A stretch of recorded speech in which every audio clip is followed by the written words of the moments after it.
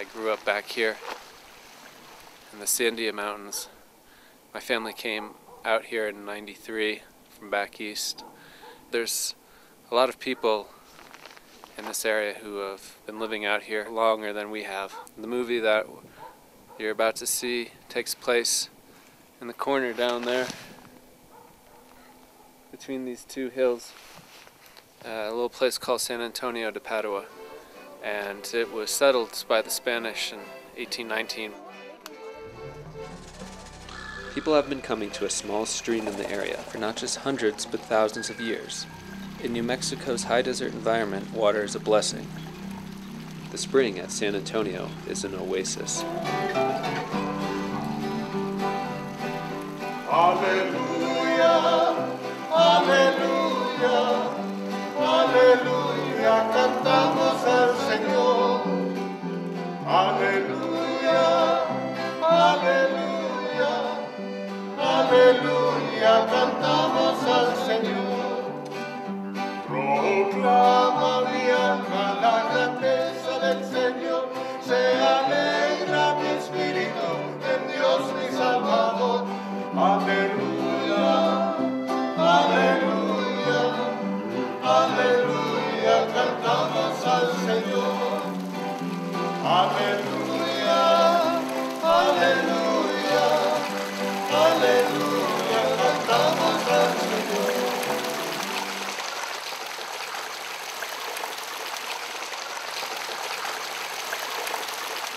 So if you came here at the end of the last ice age, it's conceivable that you might look at these valleys and have an idea that you might recognize it.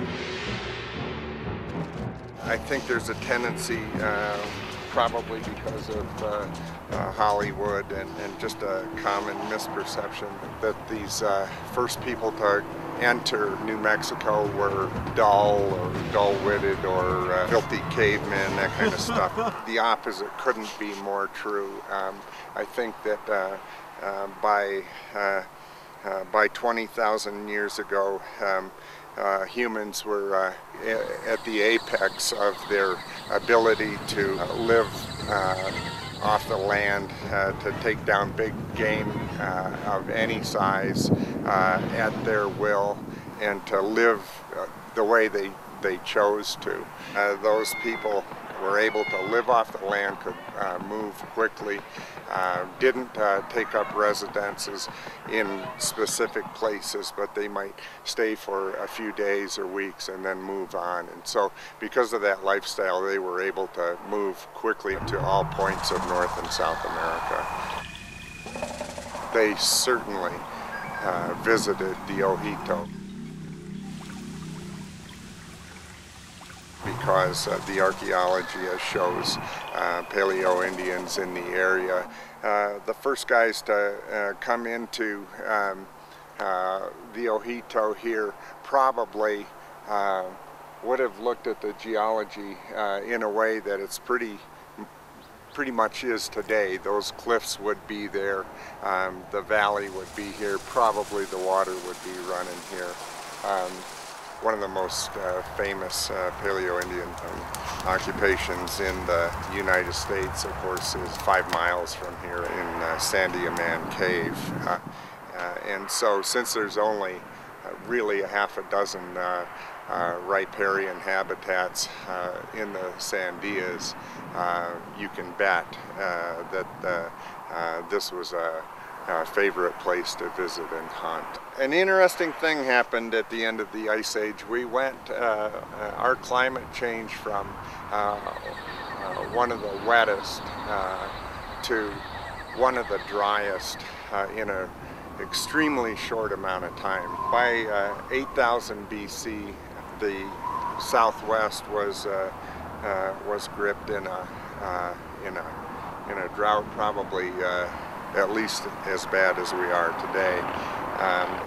Made all the megafauna go extinct, and they had to change their lifestyles. They had to move up into higher locations, and that's what you see happen with the people that had been hunting in the plains of Clovis and eastern New Mexico and hunting giant sloths and that kind of thing at will, to having to eke out a tougher living. And one of the things that they had to do, besides move into smaller animals like deer, they also started collecting seeds like pinon nuts.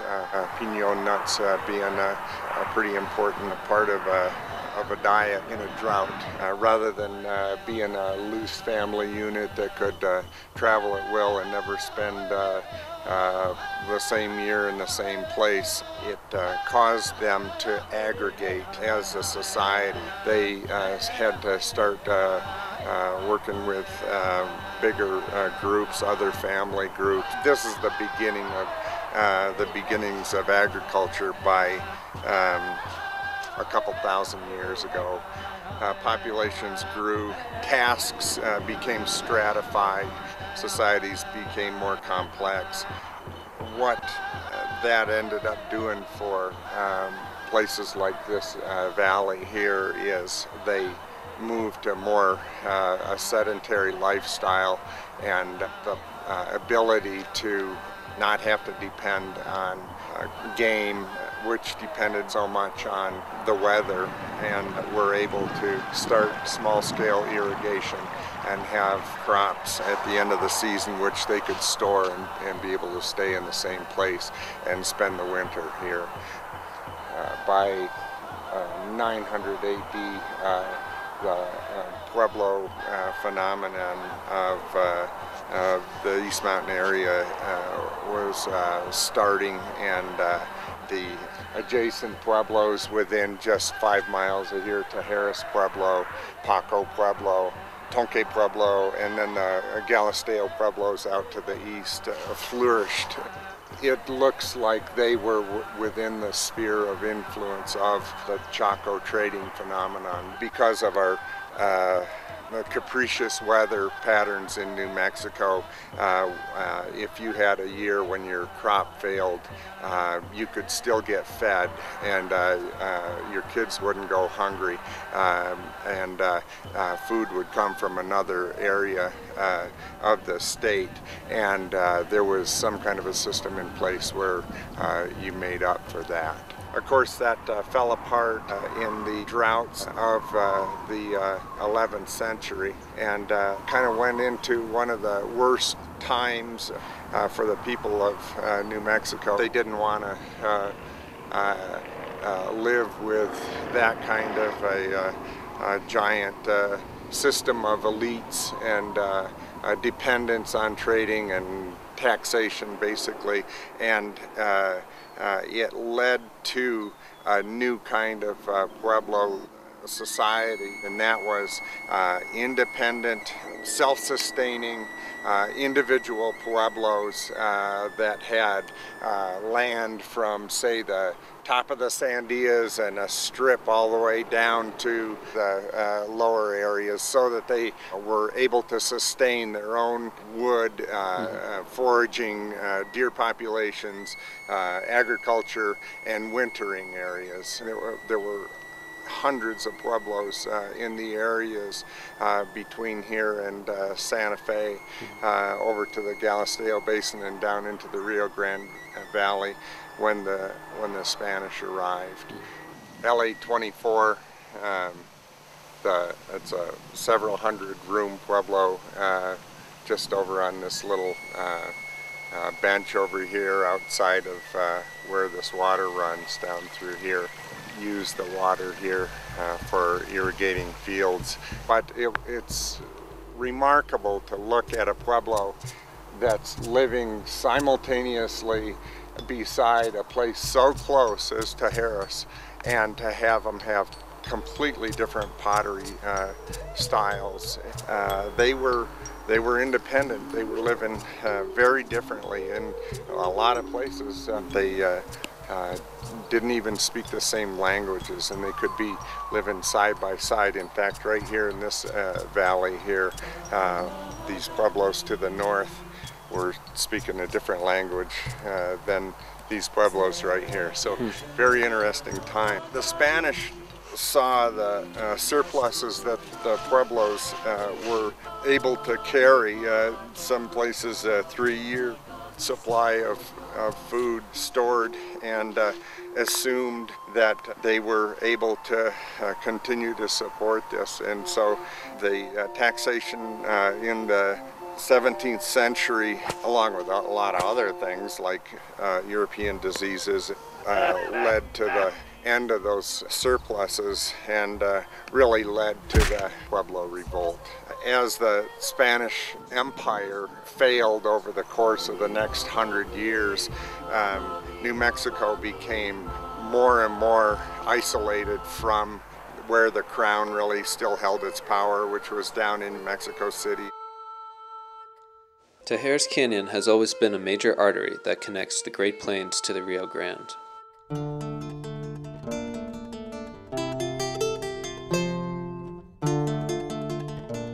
In 1763, the Spanish founded Carnival, an outpost in the Sandia Mountains. The village was built as a buffer against raiding Apaches.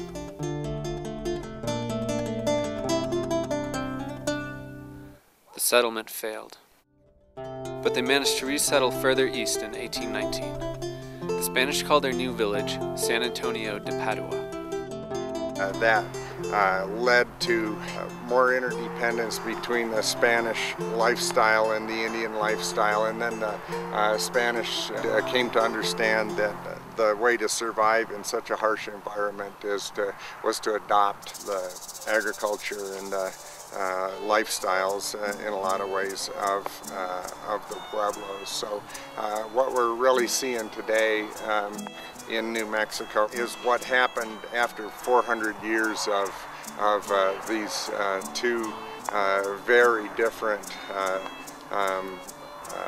social structures becoming maybe not one, but more interrelated and interdependent.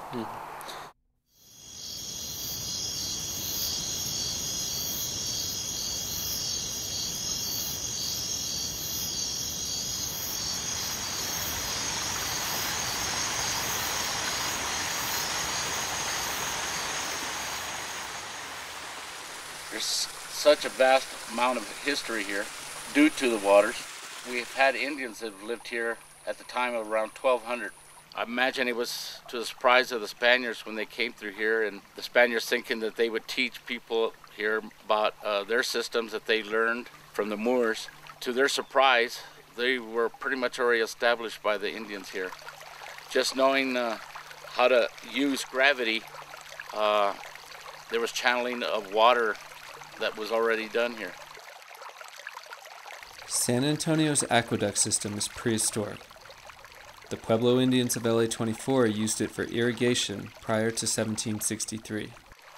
So when the Spaniards came up, we kind of took over what they had set up and made it a little bit more elaborate as far as Acequia is going to the homes and down in here into the village.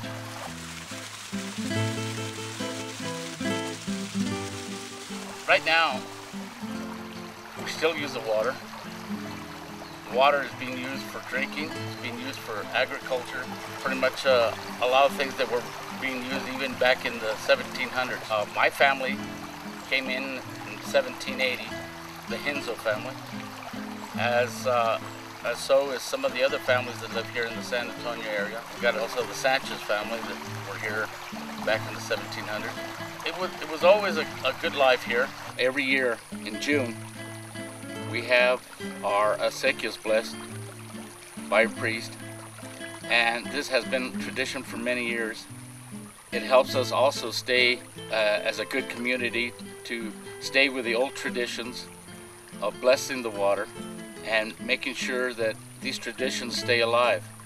The new generations that are being brought up now in our community, we make sure that they don't lose any of the traditions that we do have. The first church was built in 1845 in relation to the water supply. It was built with rocks from the mountain. The church was linked to San Antonio de Padua. In gratitude of the spring's presence.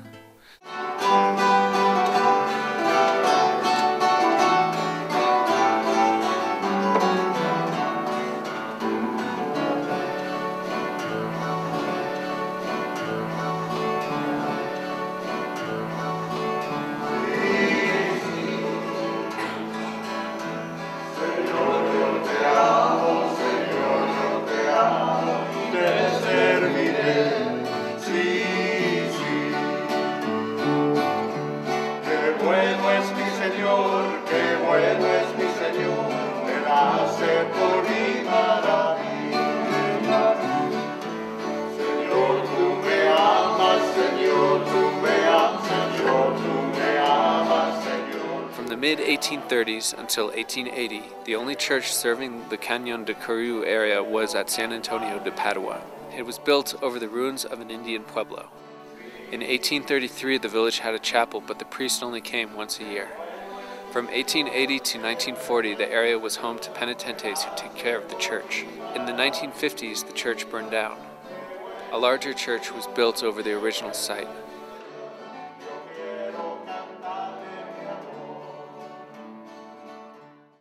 Milagro de glorioso San Antonio. Saint Anthony is a miraculous saint. Even during his lifetime, he was known for performing miracles. He was known as the miracle worker. He was also known for his great preaching. We all know about the story when he was preaching to heretics and they refused to listen to the truth. Most likely he was talking about Sunday obligation attendance at Mass. So he turned his back to them and he began to preach to the lake. And from the lake, the fish began to pop their heads out and to stand on their tails so that they could hear the preaching of St. Anthony.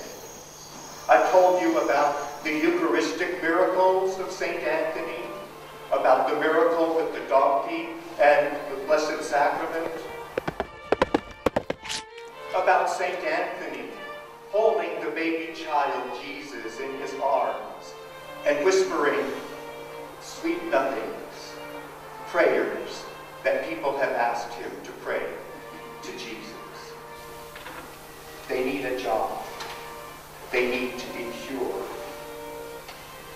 And Jesus listened and answered those prayers. But if you were to ask Anthony what his greatest miracle was, he would tell you the miracle that he performs every day. No. And he'll tell you, any priest can do it. A saintly priest or not a saintly priest. Any priest has the power to perform that great miracle. To change bread and wine and make it into Jesus here among us. Right here. St. Anthony died in the year 1231. He was known as a miracle worker then. In the year 1263, when a new church was completed for the Franciscans in Padua, Italy, his remains were transferred there. To their great surprise, his tongue remained incorrupt. The prior of the Franciscans at the time, now known as St. Bonaventure, he proclaimed, "O glorious tongue of the wonderful preacher Anthony, in life you proclaimed the glories of Christ, so no corruption will touch you." If you go to Padua today, you go to a small chapel off to the side where the relics of St. Anthony remain on exhibit. In the reliquary, a special case of gold and glass, there you will see the incorrupt tongue of St. Anthony. You can see these in Padua. In 1981, on the 750th anniversary of St. Anthony's death, again his tomb was opened. They were incredibly surprised to see that in his throat there was cartilage still present. The larynx is a piece of cartilage in the throat which we use to produce speech. St. Anthony used that cartilage to preach the glories of Jesus Christ. The kingdom of God is at hand. Nowadays, the role of the church is still playing a very important part in the lives of the people here. At one time, there wasn't enough priests to go around back in the 1800s. Back then, the patron saint of San Antonio only got to see a service once a year, and it was pretty much around Christmas time. I got to see some really good involvement in churches back in the 60s and 70s. It seemed that there was more togetherness with the communities. These days, it's changed. Right now, our church is only celebrating Mass once a month also. That's changed a lot of relationship between us and the people and the Archdiocese. But the fact is, that's a big change. Well, it is quite difficult to have the same celebration, but yet still celebrating is better than not celebrating at all. To this community and to the church, we ask your blessing upon them, Father, Son, and Holy Spirit. Amen. And we also ask, Almighty Father, your blessing upon the incoming mayordomos, the Gonzaleses, especially upon Mr. and Ms. Gonzalez. We ask you to bless them and to watch over them as they minister to this community. We ask this in the name of the Father, and of the Son, and of the Holy Spirit. Amen. To let some of you know, and I'm not angry or anything, but just to let some of you know that when the priest blesses, it's a blessing from the priest, not from the general community or anybody else, but from the priest. Because a priest is a priest. I know that there have been priests who do, when they bless, they say, oh, everybody do send your blessing. That really irks me, I'm sorry. Because it is the priest's blessing. It is a special blessing. Thank you for your understanding. A teachable moment. Thank you. But hopefully, within time, we will all learn to possibly go back to having the more traditional celebrations that we were used to having. Yet we're still able to have our fiesta mass once a year, and through that we're still going to continue to have the traditions of the fiesta and the blessing of the Acequias. And even though we have hard times now with maybe the priest shortage and what's going on with the church, as long as we continue the customs through generation to generation, we should prevail on this.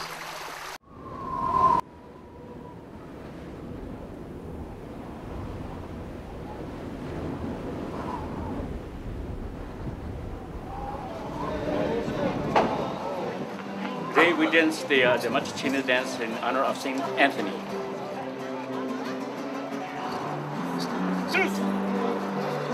My role is what they call is the abuelo, which is the leader of the Matachines.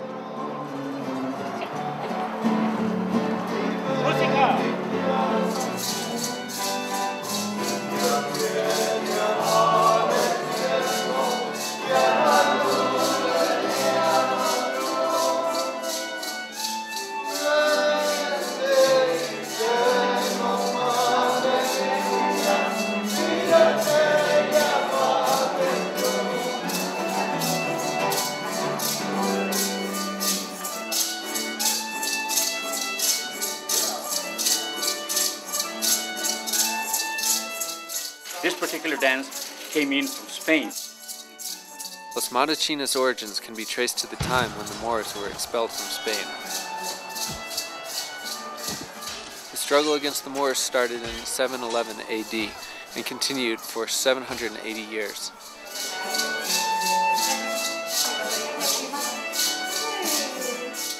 In 1492, the last Moorish strongholds were taken by the Christians at Granada. This is what the Spaniards dance when they vanquished the Moors from Spain. And they dance this as a Thanksgiving. And when the Spaniards came into New Mexico, the Padres brought this dance with them. And it's been danced the same way as they danced it in Spain. Oh, wow. So it hasn't changed.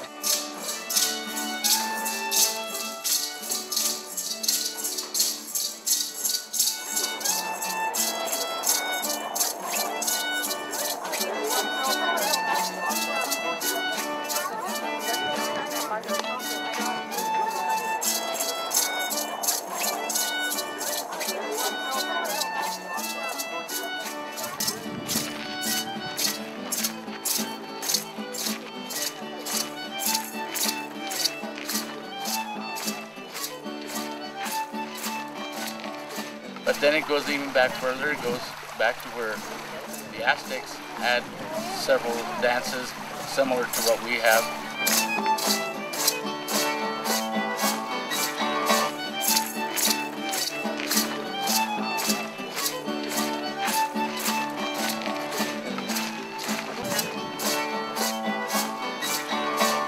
Masks are those are the what do you call it?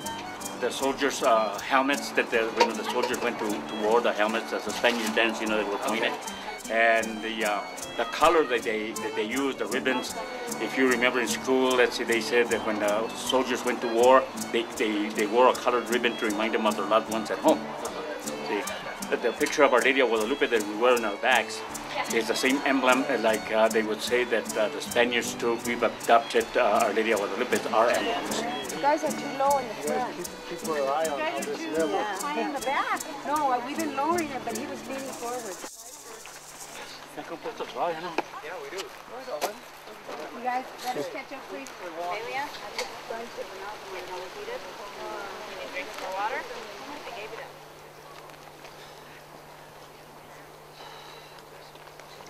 up. Okay. Yeah, how come they don't put chairs here? Now we take it up to the spring to have it blessed. The spring is a necessity for the villagers, the only water they have. One thing that plays an important part with this water is the blessing. As most of us were brought up Catholic, one thing we always did was we blessed that we'd always keep this precious water. As a vessel filled with water, we were filled with grace. We especially thank God for his blessings of water, because as all living things, we need water. We need pure, fresh water. You always see people that actually get choked up and are also very happy and willing to be part of the dancers that have to go and bless the water. May we be reminded of God's abundance of our blessings when we look upon this water. In the name of the Father, and of the Son, and of the Holy Spirit. Amen. So let us consider our need for clean, pure water.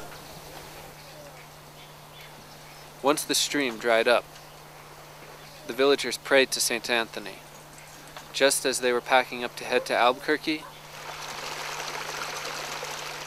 the stream started up again. Many tests are done with this water through the federal government. At one time it was tested for quality and possibly ranked within 10 of the best water in the United States. Right now we have many classes that come up here and study the water. They study it for what actually is found in the water as far as insects. Many of these insects that they do find are very sensitive and require living in in just a high grade of water. We test for macrobenthic invertebrates, which are the aquatic insects that live in the stream and that are indicators of health. We have found that there are a lot of animals that live there that are sensitive to pollution, and so that tells us that we have pretty clean water. We also do chemistry. We look at nitrates and phosphates and phosphorus. We look at pH and turbidity and a whole ramification of different things that tell us about the water quality as well. And we have seen so far that the water is pretty clean. We have quite a few families that drink the water, including myself. Many foods seem to even taste better with just the cooking of this water. The kitchens of San Antonio had running water in an era before indoor plumbing was common. Pablo Crespin piped spring water into his kitchen during the 1860s and the 1870s. No matter how pristine it is, it still supports lots of life. You have animals that have their food, shelter, and water all in one spot. Bears are very common. The people here have learned to live with a bear, as we have for hundreds of years. We've lived up here along the Ojo Grande for 26 years. And we just love living here. We have so much wildlife. We have everything that comes through: bears, mountain lions, you name it. We have turkey. Raccoons. We have ringtail cats. We have occasional elk that come down from the high country. It's also a birding hot spot. It's just a wonderful place to live. I love this area of the stream because it's cascading down, and we can hear it. We can hear it from our at night when we're in bed. We can hear the stream, and water is just such a blessing in New Mexico, and so we feel really fortunate, and we do our best to protect it. We actually have 3 forest types at Ojito. We have a pinon juniper forest, which is the most predominant. We also, because of those acequias, those streams, have a riparian area. And then what makes this property very unique, aside from the water aspect, is that there's an old orchard there as well that provides lots of apples. And so we have an orchard forest area. This was also our medicine chest. A lot of these plants that you see along the acequia were used for medicinal purposes, and we still use them to this day. So we really look at this piece of land as a treasure for us.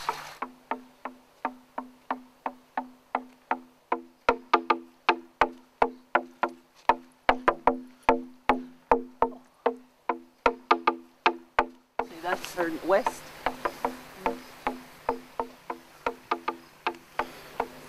This scarf, this symbolizes the 4 directions. It's a prayer to give thanks, like to the south, to the east, to the west, and to the north. The east represents the sunrise, the west rain, the north is our ancestors, and the south is our friends. This is an old tradition with a sumador, and I've got copal and sage. I do limpias with my sumador, and I feel like I'm the facilitator and God's the healer. So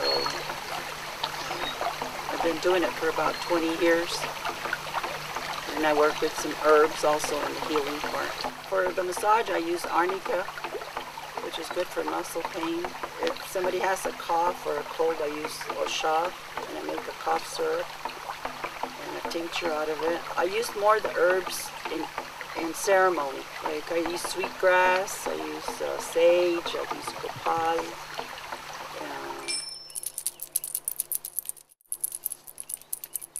We start in the direction of the east, where the sun rises at the break of dawn. From the east, we are given the gift of illumination. My grandmother on my dad's side, she was Navajo, and I grew up with her, so I follow some of her traditions because I want to keep her in my heart too, all my ancestors. My aunt, my tia Crucita, she was a curandera there in Cuba, New Mexico, And as a child, I would go to her house and visit her. And they just shared herbs with each other and just the happiness of life. I'd call them true curanderas because their homes were very simplified. They did everything themselves. They went out and they picked their own herbs and they did their own remedies, and took their time. They were not in a hurry. They didn't have to be in a hurry for anything.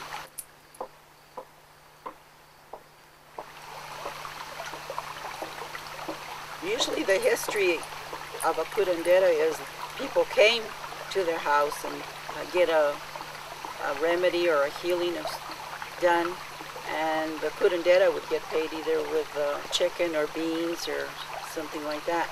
Nowadays it's a little different.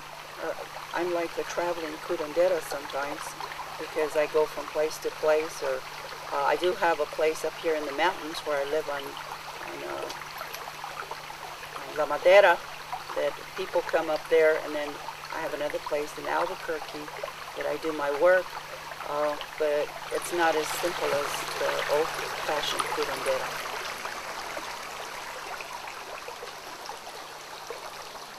Here, when I was blessing the water and the Acequia here, I was praying for it to stay as beautiful as it is. Mines are very silent.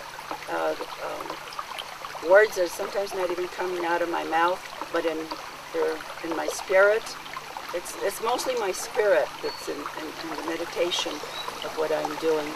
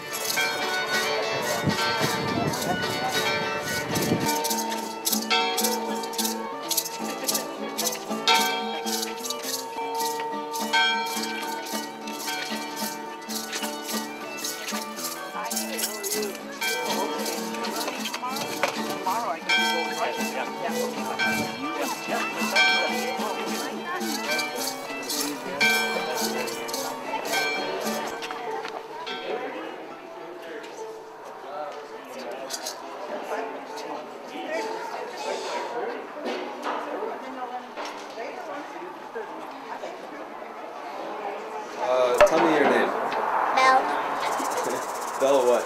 Sanchez. Bella Sanchez. It's about Garland Samia Sanchez. Why, you have all the money stuck to you? Good question, Tom. Do you know? It's a tradition that they do. They put money on the niche. You say Meniche? Liche. Meniche? And what is your role? What do? You dance? Yeah. Do you like it? Are you having fun? Yeah. Great. And this is your first time, Bill? Are you sweating? Woo! We're gonna have food after this, aren't we? That's what she told me. Free food. And guess how much my mom sold it for? $3,000. Oh 3 acres of land, a big house. It had upstairs, the middle part, and it had one of those basements. Yeah. We used to have all our food in there. Oh my goodness. I'm not scared of little fools.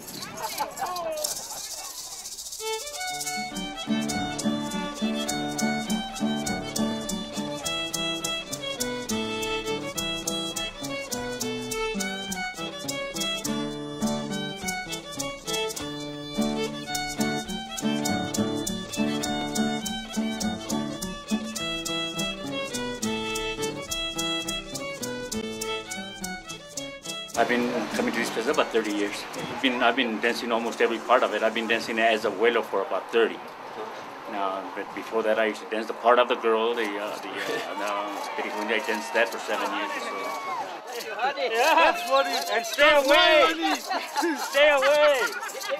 It's mine.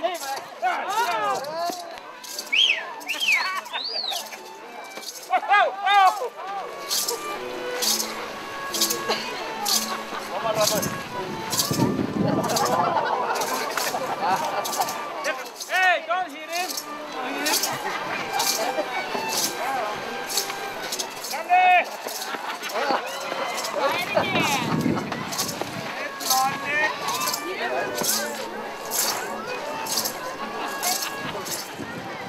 Maybe if you ask them nicely. I don't know how to do that.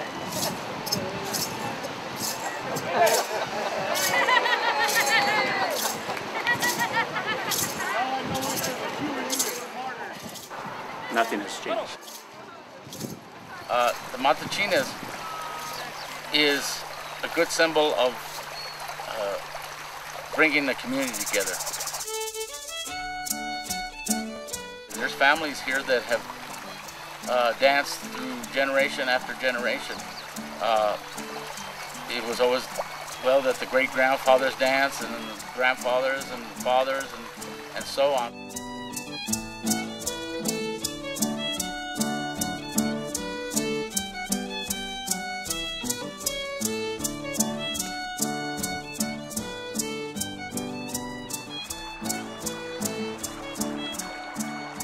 And it's also an honor for the next generation of members of the community to dance. It's something that they bring upon in their heart to continue.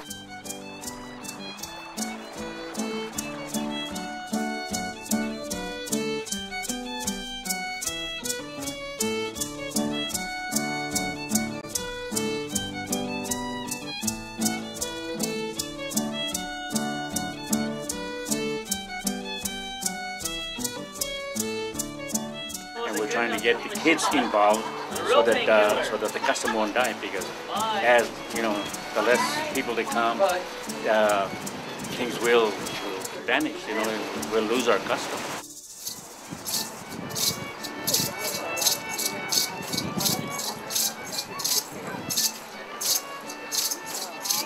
They're not the only dancers, man. There must be a couple of hundred up here in the canyon that love to dance. Yeah. They dance this in every village up in the East Mountains, all the way starting from San Antonio, Tijera, Cerillo, Escobos, and Chile. They dance this in all the villages. It's been adapted everywhere. But this is where it started. This is the original place. This village of San Antonio is where the dancing started, and that's why this particular dance is called La Danza de San Antonio. It belongs to St. Anthony. They dance this in Thanksgiving.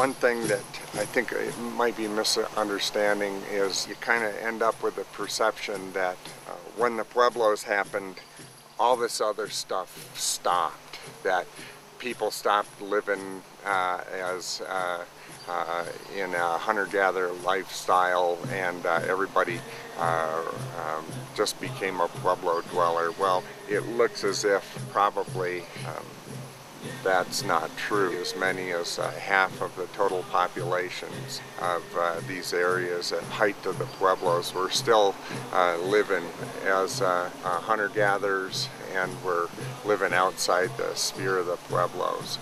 One thing that everybody struggles with is these ancient populations, and that's a huge component of that issue of not being able to know how many people were living here, because a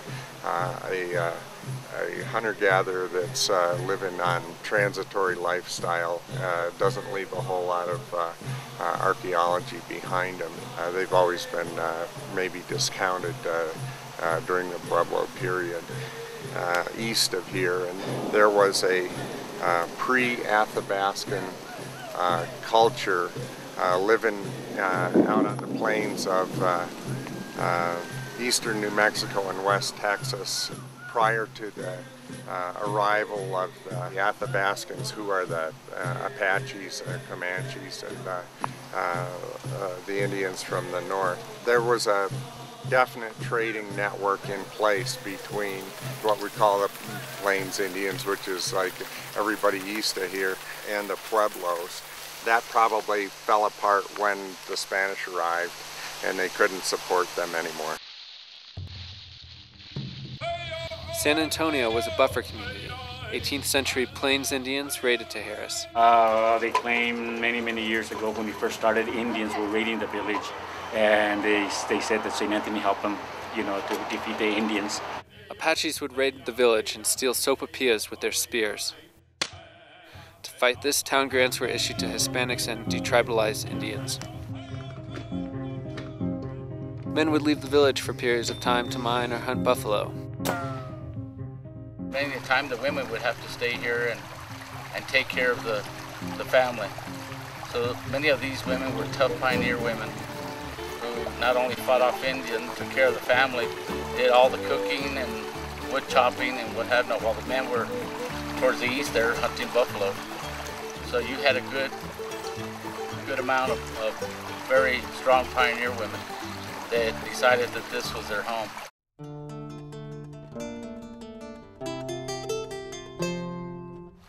There was times where it must have been a difficult life when the people here were under Indian attacks, and they had to make a decision whether to go to Albuquerque to live or to stay up here.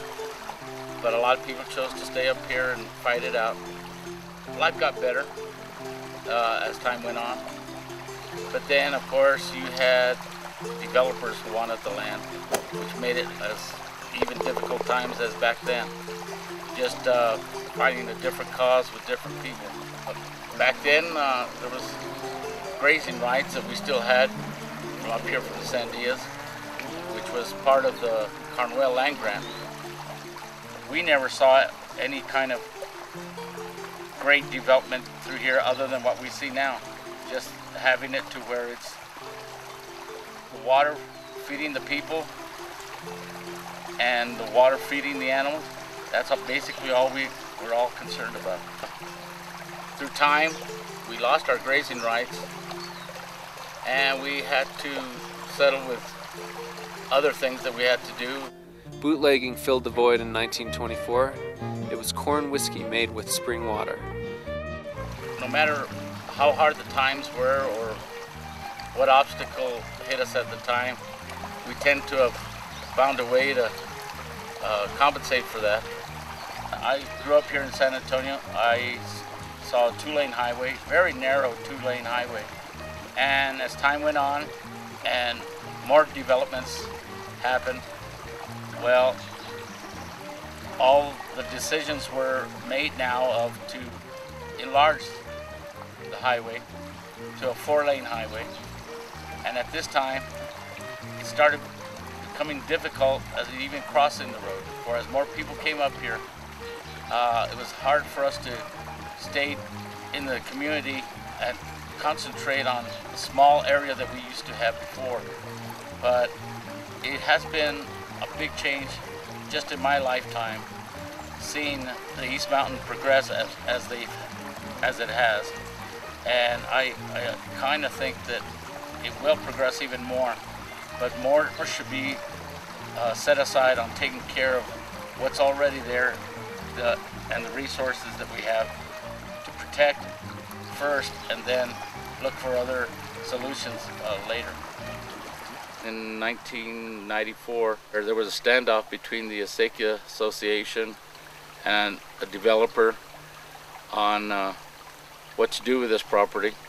It was proposed to go up for development. It's an 88-acre property, and it was going to be developed into 1-acre homes. There was no permits that were available at the time for the developer. So we made sure that the bulldozers and tractors were not allowed on the property. It would have destroyed this whole area. The purity of the water would probably be the first to go. The developer tried to control poison ivy with herbicides, and it got into the water.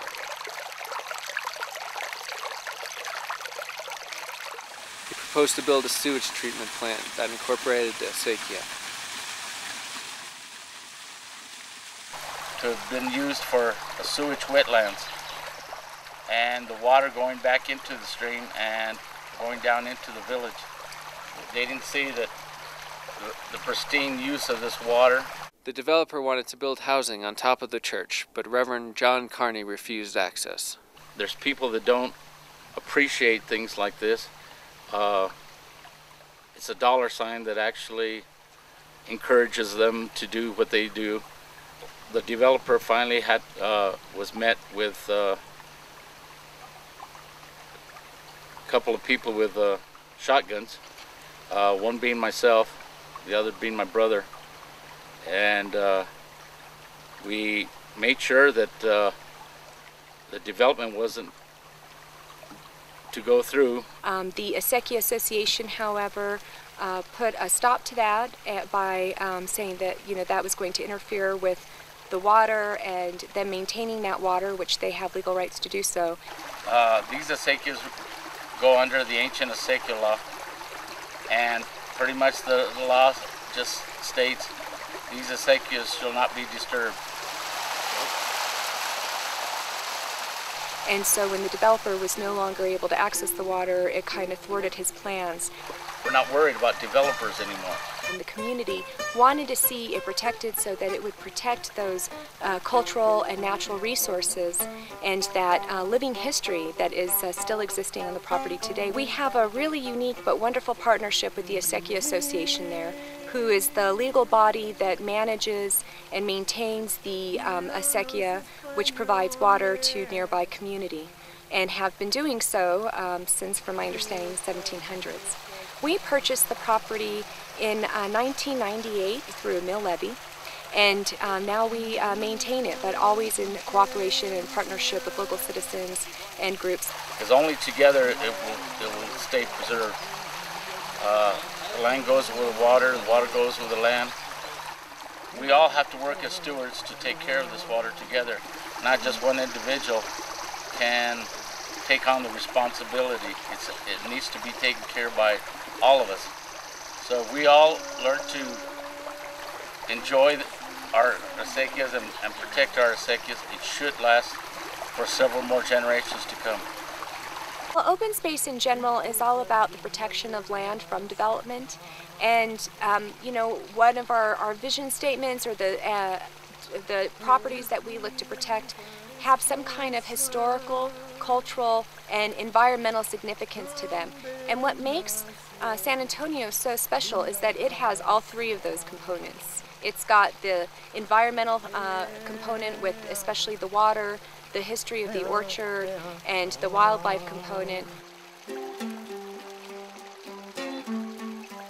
the San Antonio church site. That is actually one of the oldest villages within this area. So the fact that we are able to preserve this today for future generations, and that it's a place that today the public can go to enjoy by walking along the hiking trails and learning about the birds in the area, the wildflowers, and all those things make it an ideal open space property that really helps to increase the overall quality of health for our entire community. And I think that the community acknowledges and appreciates that. In order to properly manage and maintain it, we really need help from the community. We can't do it alone, and we are getting help, and so that's a real grateful thing, and that's why partnerships are really important. Now, I've always been interested in the Matachinas, and I used to, seems like you would get tired because it's the same play every year, but for some reason that's always something a little bit different, or some of the characters are different, and they tend to emote more the part that they're playing, you know, and that makes it interesting. Well, I've been attending them for many years. Since I was young, that's over 50 years, and that's kind of dating myself, but there are some changes. There's not that much interest in things like it used to be. The young people don't seem to want to be as much into it as when I was growing up. Now they're starting to, again, we're trying to encourage as much as we can to have kids join the Matachinas and join the church choirs and playing the type of old music that we play for, like it's always been our tradition. It's always happened, you know, but now it seems to be a little slower because of the differences in musics nowadays. So now they think our music is so passé that nobody listens to them, but this is part of our tradition. And once they realize that that's what it is, I'm sure they'll come around. This has been going on for over 100 years, and I don't think it'll disappear. Hopefully it won't. I'm one of the musicians that play for the choir, the church choir, and the Entrega. It's a change of sponsorship of the church, and it's a real interesting ritual. We play, we sing, and Charlie Paul, he's been doing the Entregas for a long time. He's very good at it. So he composes this song to St. Anthony that includes the names of everybody involved that are currently the mayordomos.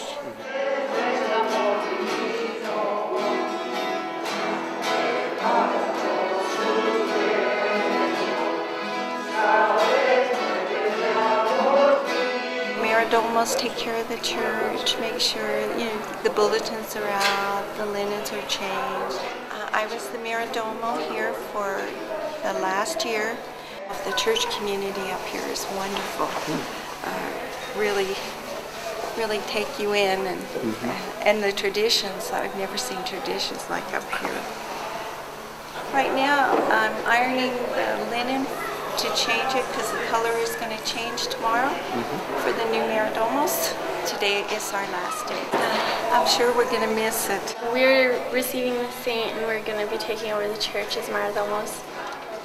I've been involved with this church for years, and there are some other younger people that are, but it's just a dying tradition, sadly, in the younger generations. Well, I think it's kind of strange. I've always liked the tradition, and I was the Matachina when I was little, and I'm Catholic, and this is a Catholic tradition. The saints, watching over them is very important, and allowing them to watch over you and guide you is very important to me. I hope that I can keep the tradition going and motivate my peers to keep going.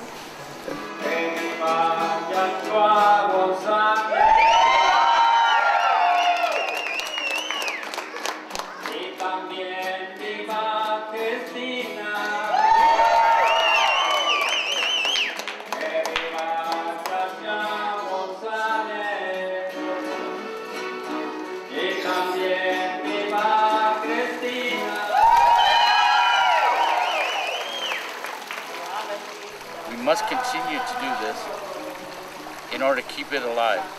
It'd be very easy to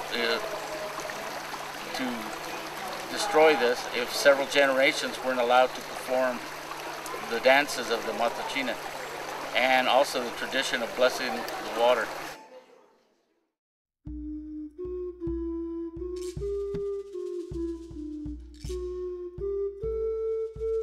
It's really important for anybody to understand the difference between the geological time frame and the human era time frame. If years were inches, and I'm 60 years old, I would be 5 feet long here.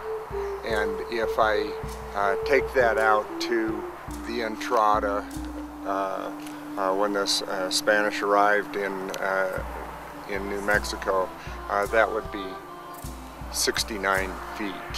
If you go back to the beginning of agriculture in this area, you could say roughly a couple of thousand years would be about 1,600 feet. So we're maybe to the other end of the parking lot now. By multiplying that out to when the first humans arrived in New Mexico, that would put that out to about 3 miles. And 3 miles would be halfway down the hill here to Albuquerque. And that was basically the end of the last ice age, and gave people the ability to move into North and South America. By comparison to that, the extinction of the dinosaurs would be somewhere out around LA, 1,200 miles from here, or out even into the ocean, and that puts gives us maybe some perspective as to what our recent history is in compared to the geologic history. So the first guys to come into the Ojito here probably would have looked at the geology in a way that it's pretty much is today. Those cliffs would be there, the valley would be here, probably the water would be running here. So if you came here at the end of the last ice age, it's conceivable that you might look at these valleys and have an idea that you might recognize it.